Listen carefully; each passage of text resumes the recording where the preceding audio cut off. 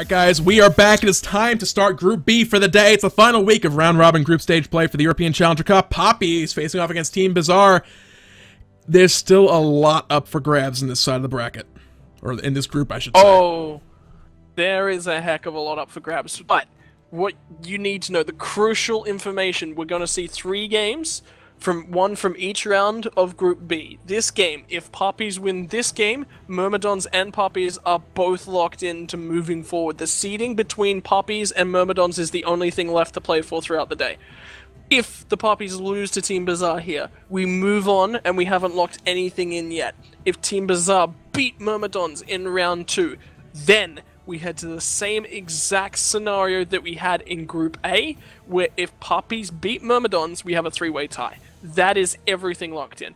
For Papis to beat Myrmidons on seeding points, Myrmidons have to lose both games today. Yep. And if we end up with a 3-way tie, we move on to another round-robin tournament between the 3 of them. At which point, I don't believe it'll actually be possible to lock into a 3-way tie again. But it could be. It could have a 2-way tie, in which case it's head-to-head matchups. It could still get complicated, and it could be more tiebreakers, and it gets very messy. So, we'll see how that plays out. We have a game before us. Team Papis, the Bizarre, forget it. We're done. My brain just broke. The Papis face against Team Bizarre. I got it right! 3rd time's a try. I'm done. That's it. Okay, he's out. Alright, out. This is gonna be a solo cast for the rest of the day. I'm Ranconius. How you going? Alright, left-hand side of things. Thor and Giannis being banned out by the Papis. Butts and Neath. Clearly we're focusing on towards something, but it's gonna leave the Bellona open. I also really need to pick up that pen I just kind of threw and knocked to the floor in case I roll over it and breaks and I get ink everywhere. So I'm actually gonna put Bellona up on the screen and then go do that. So be back in just a second.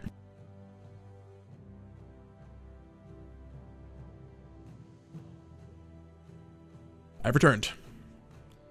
Pen didn't explode all over the floor. It would have been a mess, and it would not have been fun to clean up. That said, looking at some other picks and bans, Ymir, father of the Frost Giants, locked on in for Team Bizarre. It's EU. Can't say I'm surprised. We've seen him a lot so far today. I'm actually surprised that pick rate is still below 50%, because we see a lot of him. Ban rate's up there, a decent bit as well. Definitely a little lower than expected for EU, but to be fair, it's the NA-EU combined, so NA brings down that ban rate by a good margin.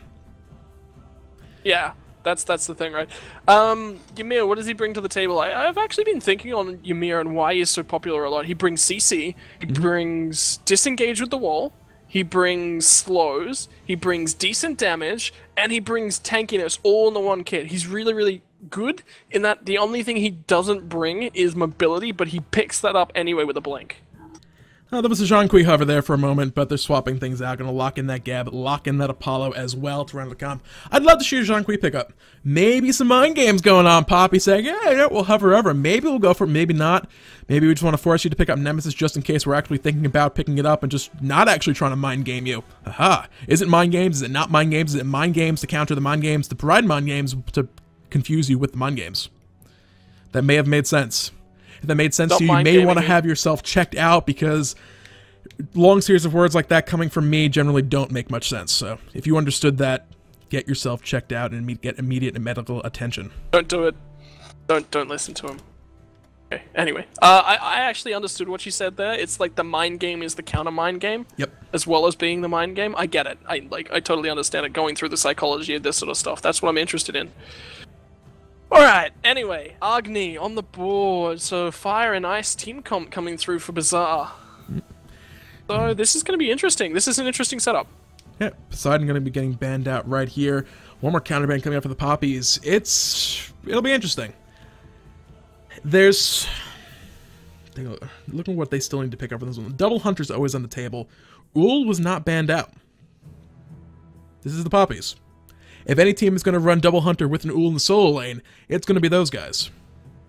Banning Xbalanque away here is actually a really, really smart call against Team Bizarre.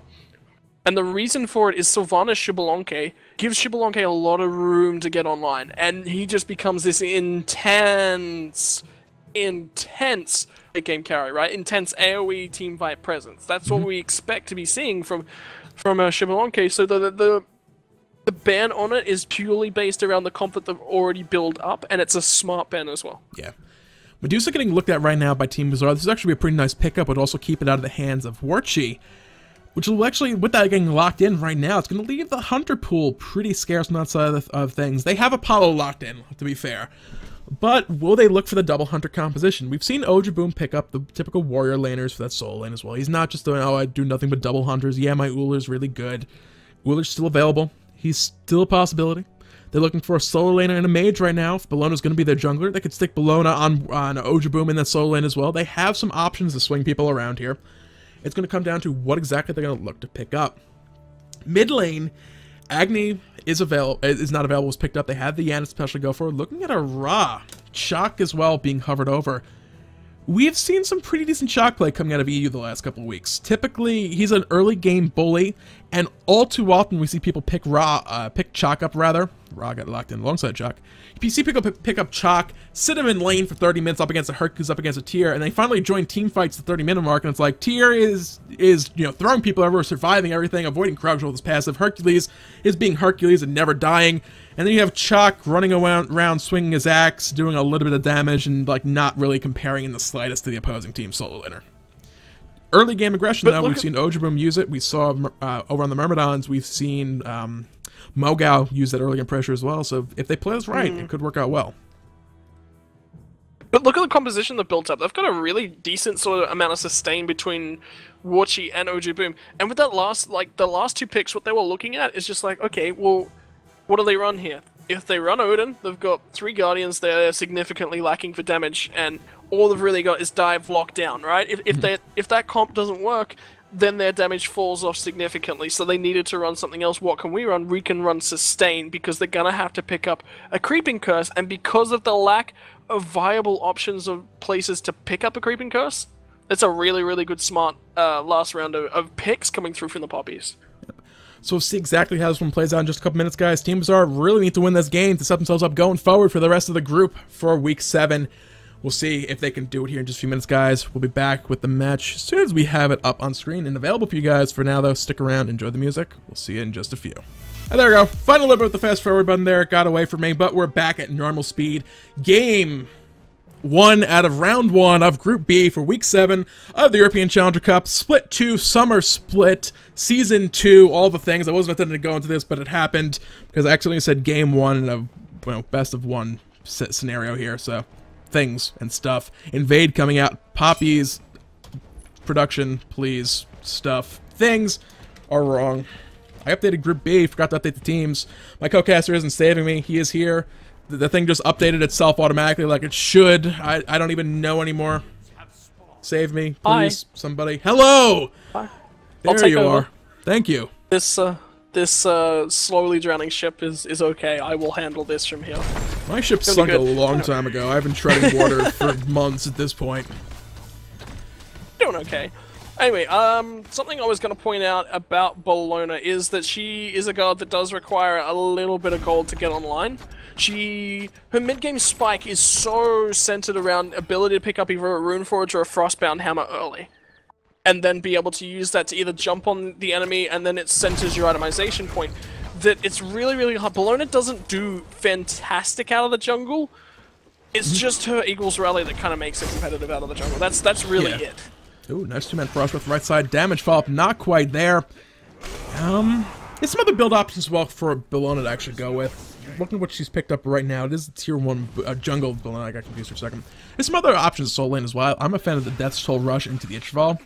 You get the kind of AoE, you get extra healing, extra mana regeneration off the Death's Toll with the hammers, and then the Ichval Rush early on. You basically get 1100 gold, go back to base, and you're pretty much going to win any trade-off against maybe Hercules, maybe Tyr, and probably Bakasor. Anyone else you can pretty much just wreck in lane. And Bakasor, you really don't have to worry about that level 5 all-in if he happens to get ahead of you a little bit. Or level 9 as well when he hits level 2 on that ultimate. Out of the jungle, though, as I'm a little bit of a tangent. Dark Ear Decay, stealing away some of the harpies. A little bit of a present for you. I took almost all the camps, so that respawn time is going to be well delayed. Yeah, and Ymir, he can't really, like, knowing that second back camp spawn timer is not as crucial as getting the first set because it's about that mid camp setup, right? They're going to get They're going to get 2 sets of steals here, and they're going to know the left-hand side one's up, but they know that they've got the steal on the right-hand one and not reset it. That's just some really, really smart prep and play. Yep. And because Bellona hadn't quite left the solo lane, they knew that they weren't going to lose their own back camps. It's just some really nice prep and setup. This all comes down to how exactly they're looking to play these matches out in the long run. They know they're not going to be looking to invade that back Harpy camp anytime in the near future, so why not just kind of deny that for the enemy team as long as possible? The little Harpies, not really worth all that much, so yeah, okay, the invade's not quite as successful as it could have been because I don't come out with as much gold or experience, but at the same time, I'm denying the enemy team that much more in about a minute or so when they can respawns. 220 level 5 on Death Panther. Yep. He's going to have almost 3 bombs up for mid camps, so they can really fight. Expect Poppies to not even think about contesting. That's just a really, really good early rotation and prep. That's fantastic. If this is in fact JoJo's not in the correct place, let's go ahead and fix this. Stuff getting rearranged. There we go. I think everything's correct. They are looking for right now a double camp contest. You see the rotation coming out. JoJo is present for the left side camp. Right side it is a 1v2 for the time being. Dark Yoda K going to drop a wall down, but Bellona is on the opposite side of that one. Right side camp will end up going to those guys. Vamana, Steefy Beefy just not able to make a rotation out of that lane because let's face it, Ojaboom would just followed straight behind him. So the Poppies make the better play out of 2 and able to secure 1 camp for 1 in the first set of spawns for the Harpy camps. And the important thing to keep in mind, coming out of the solo lane and rotations out there, Steefy Beefy does not have a strong level 5 compared to Ojaboom. The axe and the toss, the storm's call, everything just kind of has more damage on it from the side of Ojaboom, and it's a lot more impactful at level 5 than anything that Vamana can really do. So it's exactly how this one plays out here as the game goes forward. Poppies, Team Bazaar, 3 minutes, 30 seconds. No first blood yet to be drawn. I mean, that would be the earliest first blood ever in EU competitive history, to be fair. So I don't expect to see that ever happen. But nevertheless, back Harpy camps going to be respawned on the left-hand side for the Poppies. Backside a little bit delayed because of that kind of cheeky, I'm going to leave a little Harpy standing by Dark Yodi K. I'm a little It was 100% the right call, though. Absolutely. 100% the right call. See, look, they've now respawned. They've not yet even thought about going back to the side of the map. And let's face it, the buffs are about to respawn. There's more important stuff to take than the enemy back Harpy camps. Yeah, Bellona's going to be there in time to pick these up right now, but yeah, but it is what it is. We can't always have all the camps ever. We're not AFK. We're not going to go 100% Harpy control for 2 games in a row. We're working on being good, but we're not quite there yet. We're still Challenger level players, not quite the SPL level stuff. And that's just good planning, good control coming out from Bazaar as well. Fantastic job. And the point of contention for these back Harpies as well, as they are actually cleared out by Dalo when he's way through to the speed buff, it was an awkward timing. It means that his speed buff was displayed. Look at all the buffs. There's only the attack speed that's still left on the map for Team Bazaar. They're just getting more and more experience, and their XP per minute is going to be significantly higher than Team Bazaar without, than the Poppies without a single kill on the map. Indeed.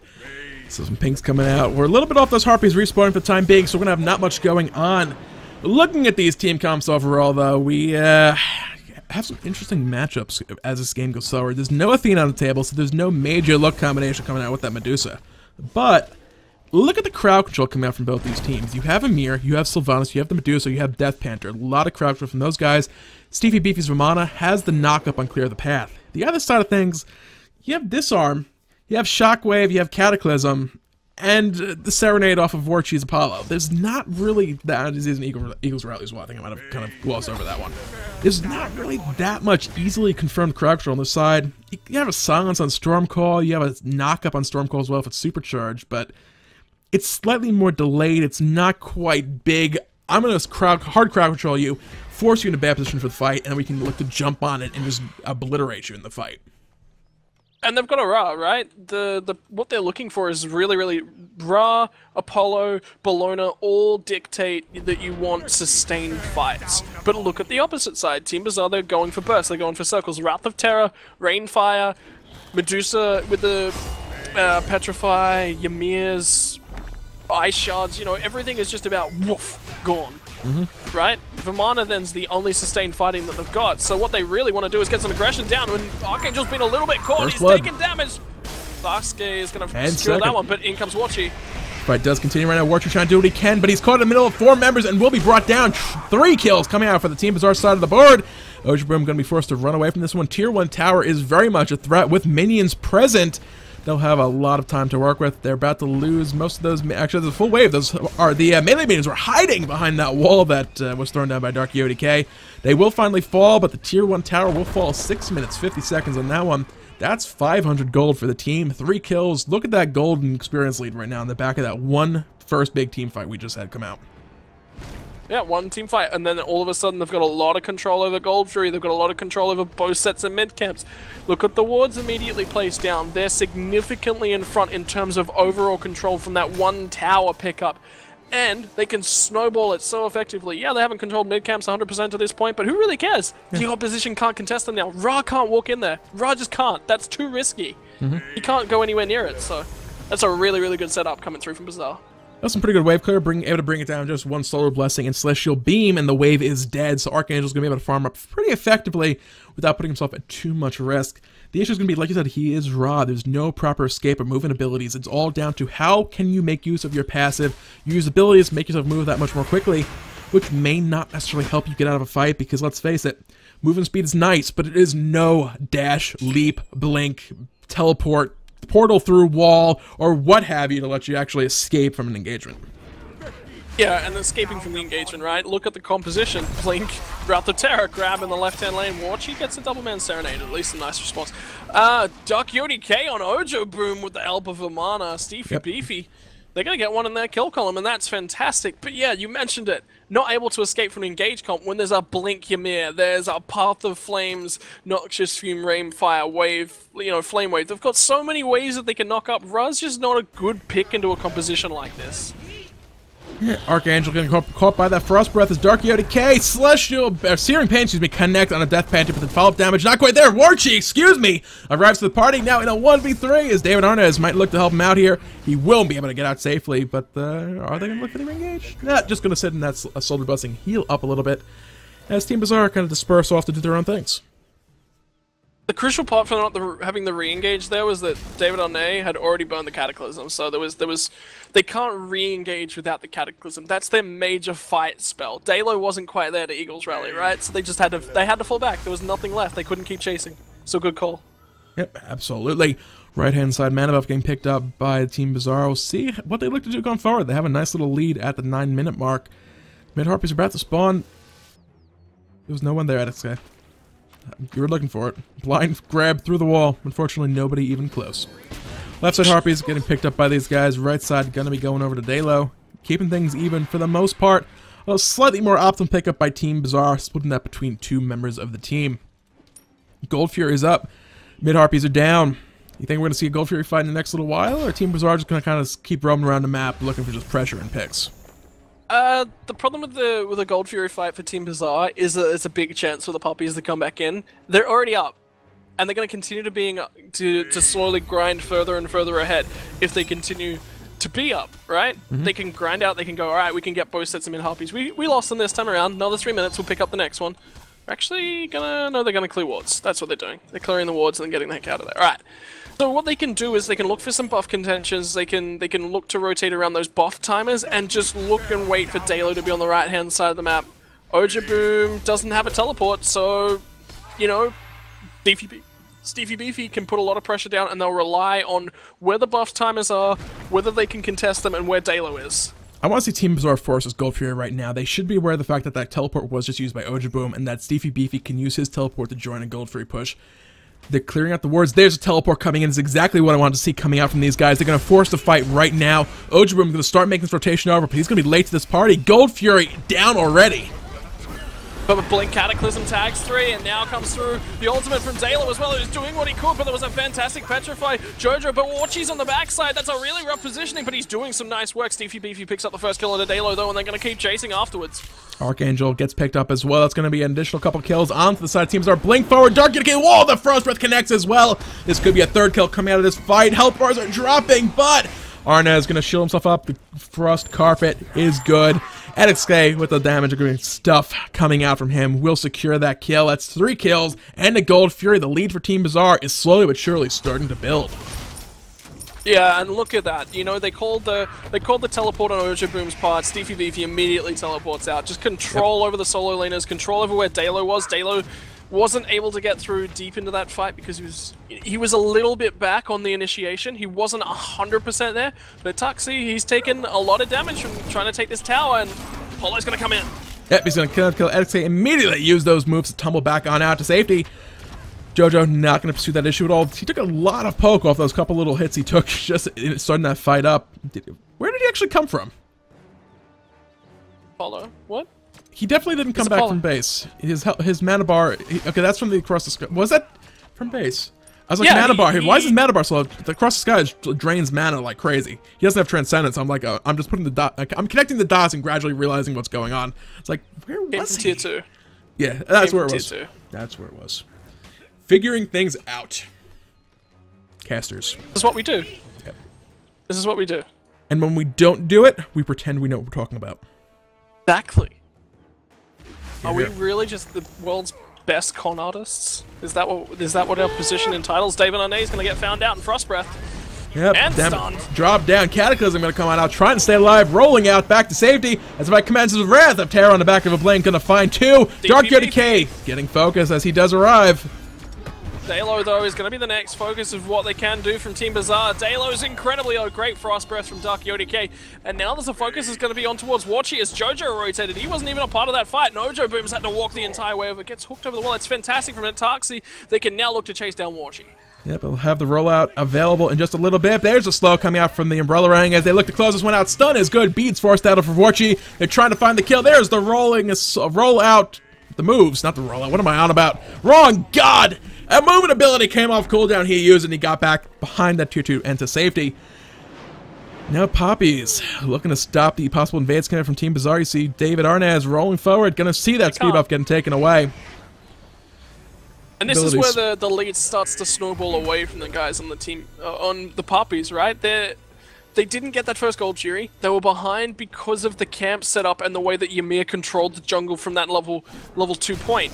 And now they're in this really, really awkward spot where they're bleeding buffs. They just had their mana buff stolen. They just had the experience from it stolen away. They bled out their speed buff. Left-hand side buffs are going to start spawning, and they need to start securing those and back camps to even think about getting themselves in, but they need a tower just to tie things up.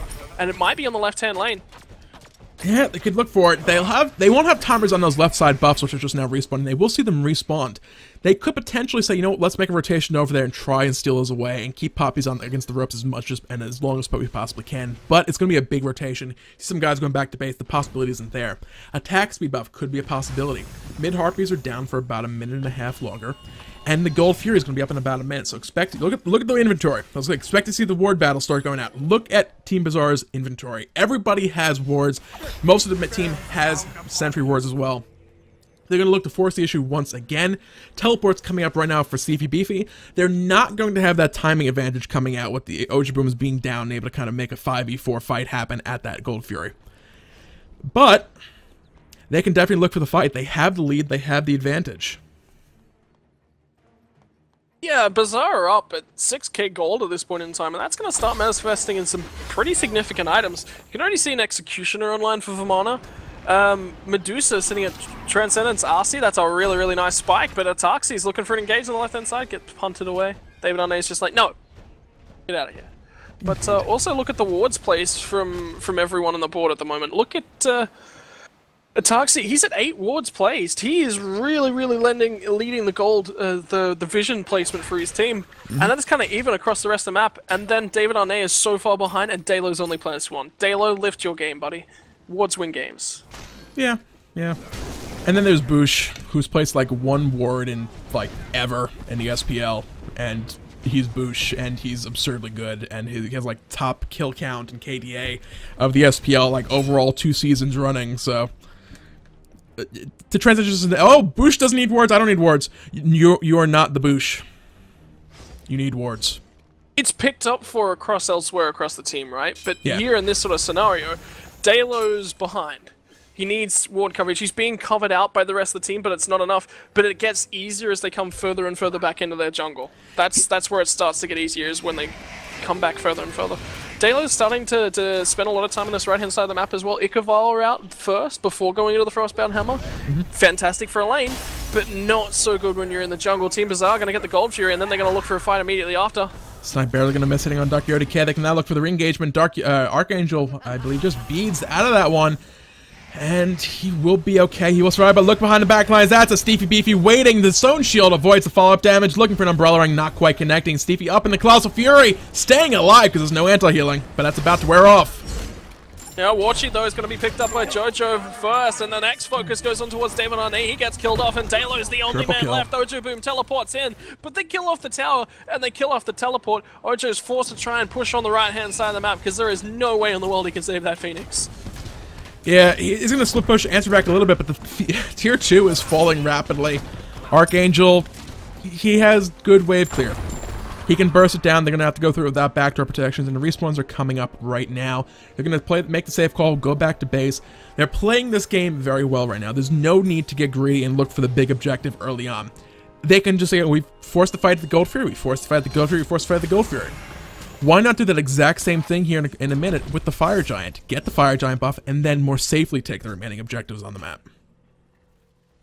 Yeah, and there's only, you know, there's no real reason to be on this left-hand side of the map at the moment.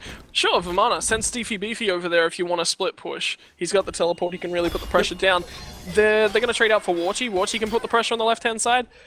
Ojo Boom has the teleport as well, so he can also be on that left-hand side, but I prefer to see Warchi on this right-hand side. He needs to be over here.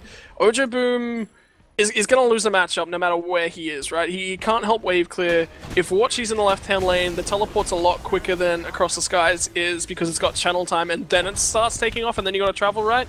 So that's a lot, but there's no objectives on the left-hand side for Team Bazaar to be over there trying to take at the moment. No Gold Fury, no towers on the left-hand side of the lane, and that's why you see all the pressure on towards this right tower.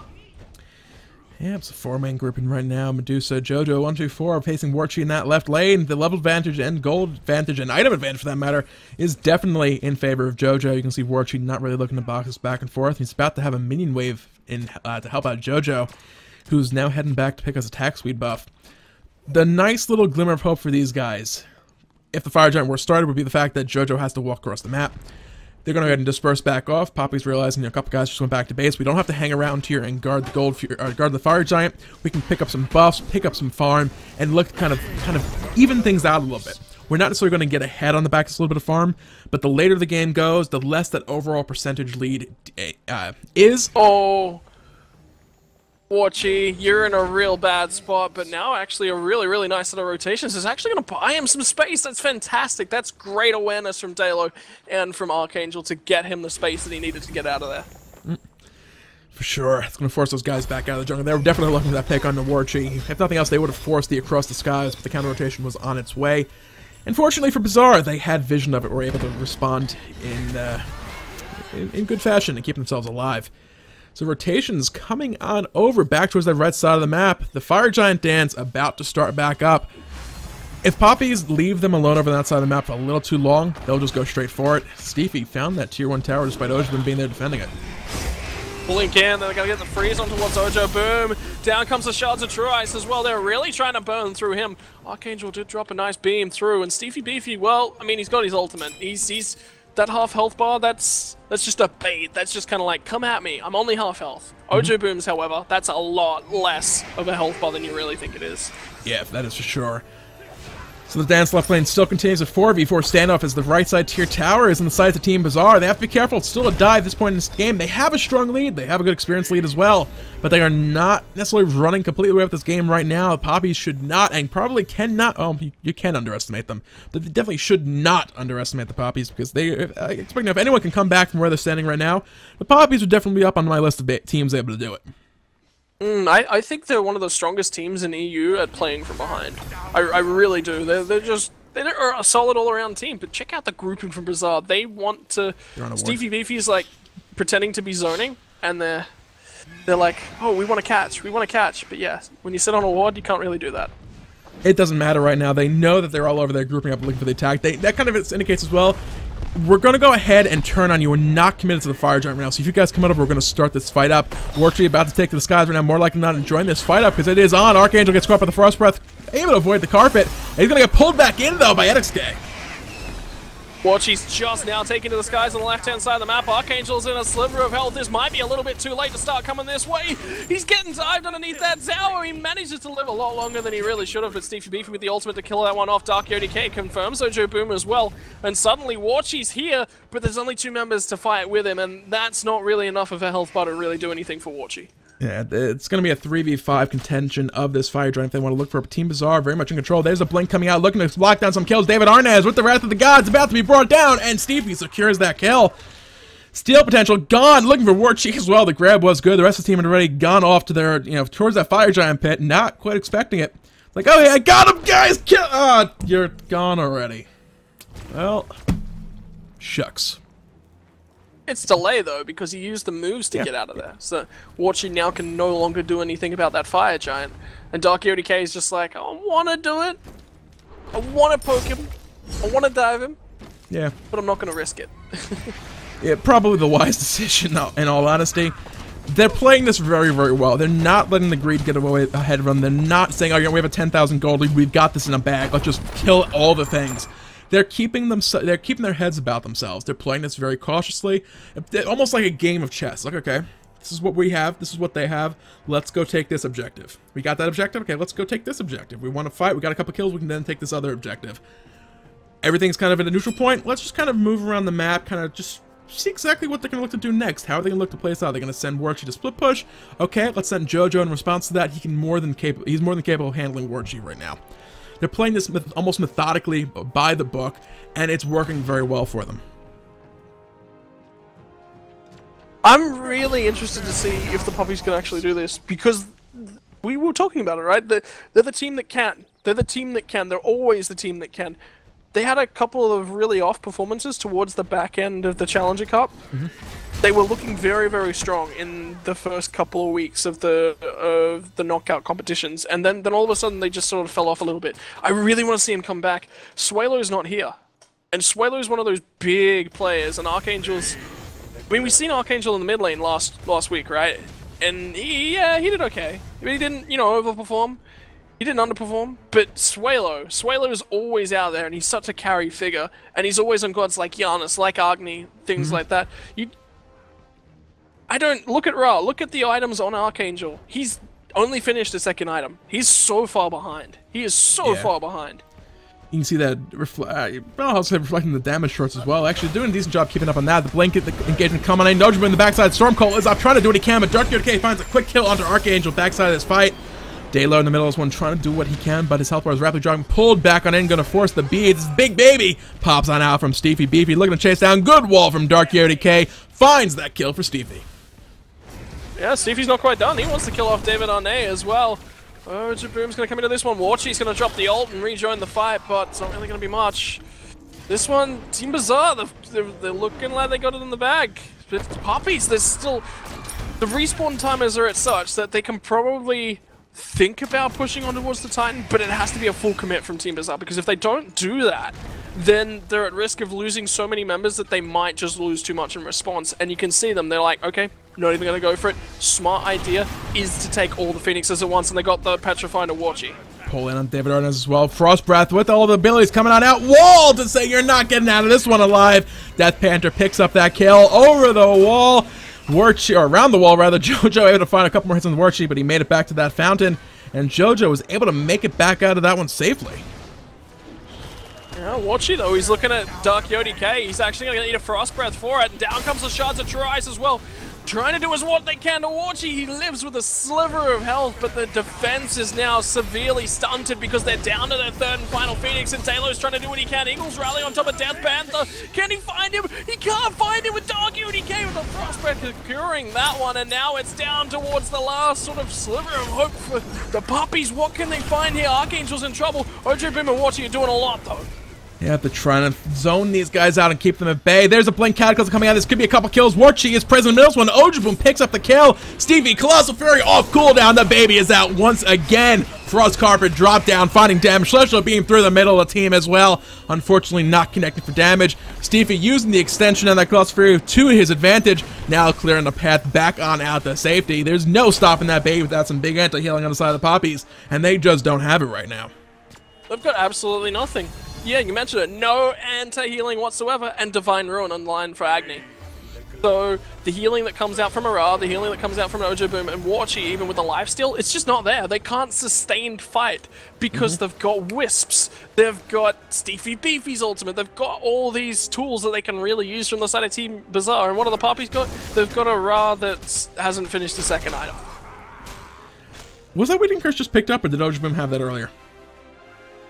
It might just been in cooldown, so I didn't notice it. No, he didn't. I don't think he did. I'm pretty sure he didn't. Okay, I'm not sure. I'm not going to rewind and check right now. It's like, hey, they need the anti-healing. They don't have it. I was about to go into the whole, yeah, you know, you have to make sure you have the anti-healing online early in the match. You can win games without anti-healing, but if you wait too long to finally pick it up, it's like, oh yeah, we definitely need anti-healing. We just lost the team fight because of it. You may not have the gold to actually pick up those anti-healing items when you decide that you do finally need it. So having it online early, maybe you don't need it, but it's better to have it and not need it than need it and not be able to get it. Yeah, so, you know, maybe they use the gold of that fight they just won, because the gold that they've been picking up the rest of the time has been significantly needed and been put towards really nice items. Steefy Beefy just proving that David Arnay is faster on Geb than he is trying to clear the path. Wait, Bushy was unbanned? Today I learned. What? Nothing. BM. Get more Hindu into the cast. He's not here today, so.